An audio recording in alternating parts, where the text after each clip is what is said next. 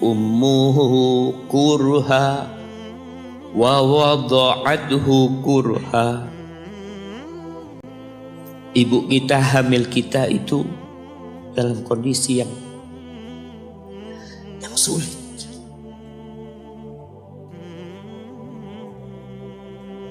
Ada ibu yang harus bed rest demi anaknya lahir. Demi kita lahir, ibu kita itu bed rest. Capek dikit keluar darah. Ada yang harus hamil kita dalam kondisi dia ditinggal sama suaminya. Dia harus cari nafkah sendiri. Ada yang harus muntah-muntah demi kita. Allah. Lalu kita berdiri buat ibu kita, capek. Diceritakan seorang, ya kita semua tahu ceritanya, tentang 3 orang yang masuk ke dalam gua. Kemudian gua itu tertutup dengan batu yang menggelinding. Lalu mereka bertawasul dengan amal soleh mereka. Salah satunya yang mengatakan, ya Rabbi, Allahumma, ya Allah, aku punya 2 orang tua. Aku punya 2 orang tua. Yang aku senantiasa memberikan susu kepada keduanya sebelum keluarga yang lain minum susu. Dia sudah menikah, dia punya istri, punya anak. Pada suatu hari, ya Allah, aku kejauhan cari rumput, sehingga aku balik dalam kondisi orang tua sudah tidur. Maka aku pereskan susu buat keduanya, ya Allah. Allah tahu, tapi dia mau cerita sama Allah. Dia ingin tawasul dengan amal soleh dia. Lalu aku taruh di wadah. Aku datang ke bapak ibuku, mereka tidur. Maka aku berdiri di hadapan kedua. Jamaah, bukankah bisa dia taruh di sebelah meja ibunya susu itu? Dia ambilkan meja, taruh di sana, dia bisa tidur. Dia sudah berbakti sama orang tuanya dengan seperti itu. Tapi anak ini tidak. Aku berdiri, ya Allah, aku gak ingin membangunkan keduanya. Dan aku terus berdiri, aku pegang itu susunya. Sampai mau subuh bangun, aku serahkan kepada kedua. Anak-anaknya nangis minta susu. Kata dia, lah, sampai bapak ibu aku minum. Kalian jangan minum. Kita kadang-kala sudah menikah lebih peduli sama istri kita, lebih peduli sama anak-anak kita. Nggak ada hadis yang mengatakan anak itu pintu surga, jemaah. Yang ada itu orang tua pintu surga. Kita peduli sama anak-anak kita. Beli oleh-oleh buat istrinya. Ditelepon istrinya mau apa, kepingin apa. Pernahkah engkau telepon ibumu? Tanya, Umi kepingin apa, Umi? Ana lagi dalam perjalanan, Umi. Jamaah, itu anak, Masya Allah, dia berdiri. Kenapa dia kuat, jamaah? Karena dia tahu Allah yang nyuruh dia berbakti. Mungkin tidak ada yang melihat berdirinya dia, tapi Nabi ceritakan berdirinya dia.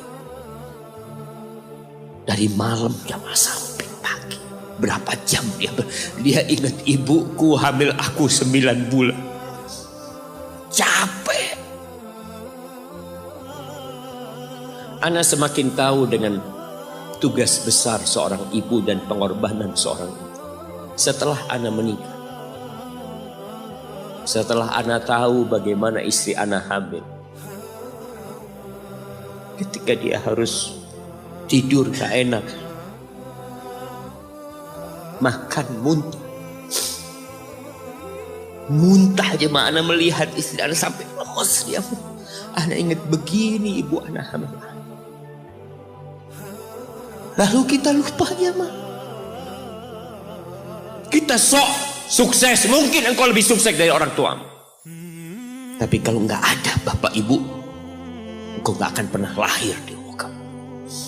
Allah ceritakan ibunya hamil dia. Wa wada'athu kurha, dan melahirkannya dalam kondisi sulit.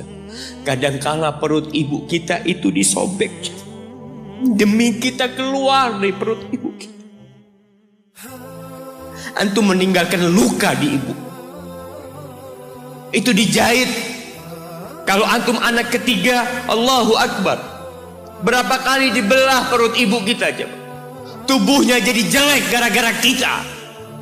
Tapi dia nggak peduli, yang penting antum lahir dengan selamat. Kalau ibu kita dikasih pilihan, ini nggak bisa diselamatkan dua, salah satunya akan meninggal dulu. Kira-kira apa kata ibu antum? Iya, nggak apa-apa dok, selamatkan bayinya dok. Nggak apa-apa dok, biar dia lahir dok. Subhanallah. Berapa banyak ibu yang meninggal dunia ketika dia melahirkan anak. Wa hamluhu wa fisaluhu 30 syahra. Hamilnya dan menyusuinya itu 30 bulan. Artinya bukan ketika antum lahir selesai lelahnya ibu kita. Memang ketika antum lahir dengan selamat, Allahu Akbar, ibu itu lupa dengan rasa sakit dia 9 bulan. Ibu itu lupa dengan jeritan dia mengeluarkan kita ketika kesakitan. Itu lupa. Dia tersenyum, dia bawa anaknya, ditaruh di dadanya. Allahu Akbar. Kalaupun ada air mata yang menetes, itu air mata kebahagiaan orang tua dengan hadirnya kita di muka bumi ini. Lalu kita bisa berjalan. Kita nggak bisa apa-apa lahir. Allah rekam kebaikan ibu kita. Kita disusui sama dia. Berapa bulan? 2 tahun. 24 bulan. Mungkin ada yang kurang, mungkin ada yang lebih. Tapi yang jelas kondisi kita tidak bisa berbuat apa-apa. Kita hanya bisa menangis, jemaah. Antum lapar menangis, buang kotoran menangis. Siapa yang datang membersihkan kotoran antum? Ibu antum. Yang gendong antum siapa? Ibu antum. Dia susui. Subhanallah, sampai anaknya agak besar sedikit, diajari bicara sama ibunya, diajak ngomong sama ibunya, diajarin berdiri sama ibunya, diajarin berjalan sama orang tuanya. Allahu Akbar. Kemudian ketika antum sukses, antum berangkat ke luar negeri, antum berangkat ke luar kota, meninggalkan kedua orang tua antum, boleh, asalkan dengan ridho orang tua antum. Kalau ibu antum telepon, antum di Batu sini kuliah sampai sukses jadi pengusaha di sini, ibu antum di kampung telepon, nah ibu ingin kau balik ke kampung. Jangan pernah mengatakan, bu anak kerjanya di sini ibu, saya ditugaskan di sini. Tinggalkan semua pekerjaanmu, pulang ke rumah. Ustaz, gimana dengan istri dan anak-anak anak? Yang ngasih makan istri sama anak-anak antum itu Allah Jalla Jalla. Bawa pulang ke kampung, hidup sama ibu antum. Jamaah, ada seorang sahabat yang izin untuk berjihad, izin untuk mendapatkan surga yang paling tinggi, izin untuk bisa memberikan syafaat kepada 70 dari keluarganya. Kalau dia mati syahid, dia datang kepada Nabi SAW, ditanya, bapak ibumu hidup? Iya, kata dia. Pulang engkau ke sana.